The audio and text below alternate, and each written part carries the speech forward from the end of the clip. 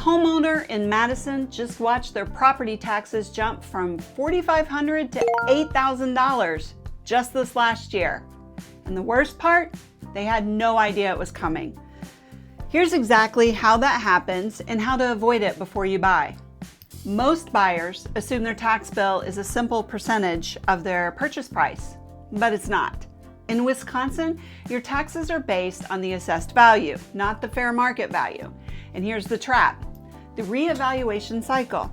State law requires municipalities to keep assessed values within 10% of actual market value. Because home prices exploded over the last few years, towns all over southern Wisconsin fell completely out of compliance, forcing massive townwide reevaluations. But here's the catch: assessors cannot legally raise your specific taxes just because you bought the house. That is a myth called chasing the sell, and it's completely illegal in Wisconsin.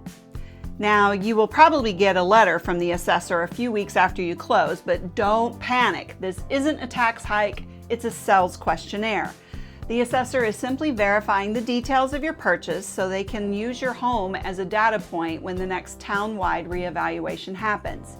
If you buy a house that hasn't been assessed since 2020, you are inheriting an artificially low tax history. When that town-wide reevaluation finally hits, the municipality catches up to the current market and your bill skyrockets. The automated algorithms won't warn you about this. What you need is someone who can review the town's assessment cycle with you so that you aren't blindsided. This brings us to the cross-border jurisdiction problem. Let's say you have a $500,000 budget. You're looking at identical houses in Madison, Middleton, Fitchburg, and Sun Prairie. They share borders, sometimes even zip codes, but they do not share the same tax rates. In Madison, that $500,000 house might cost you $10,000 a year in taxes. Jump across the street to Middleton or Fitchburg, and that exact same house in the exact same price bracket might carry a $7,500 tax bill. Same house, wildly different carrying costs. Over a 30-year mortgage, that's a $75,000 difference in wealth you just surrendered simply because you didn't check the municipal borders or nobody told you to do it. So what exactly is the $5,000 mistake? It's a combination of three critical failures. First, buying at the absolute top of a reevaluation cycle without adjusting your escrow budget. Second, not checking the municipal's assessment ratio. Some towns assess at 80% of the market value, some at 100%. If you don't know the ratio, you don't know the math. Third, ignoring the lottery and gaming credit.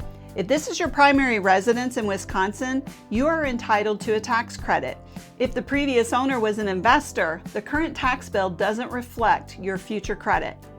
Make these three mistakes and your 2-year tax bill could hit you with an extra $5,000 shortage letter from your lender.